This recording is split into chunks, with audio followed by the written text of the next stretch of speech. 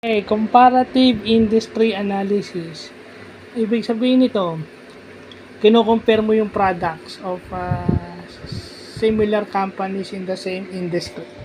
So, dito papasok yung IT companies o yung mga tech companies. Okay? Kasi kino-compare mo yung similarities and differences at potential opportunities ng mga products na yun.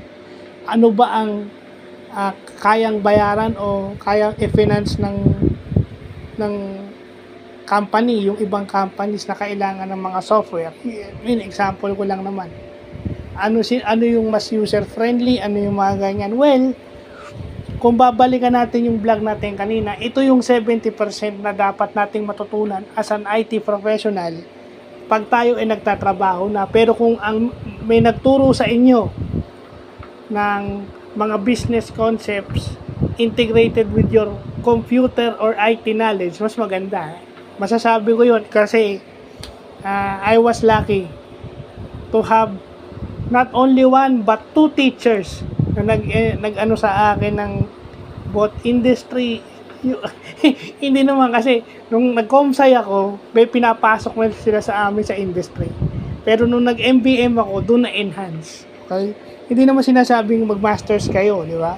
But yung nakaano ka sa masteral, yung natutunan ko sa master o sa MA degree ko, master's degree, that helps.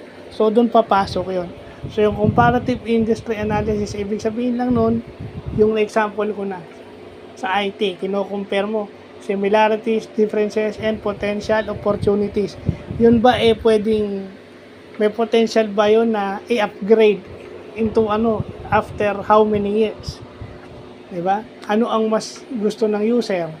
Apple o Microsoft? Yung mga ganun. Kino-compare nila yan.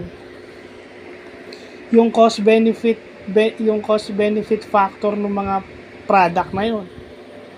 No, sa user at saka dun sa company nagagamit. So, yun lang pa.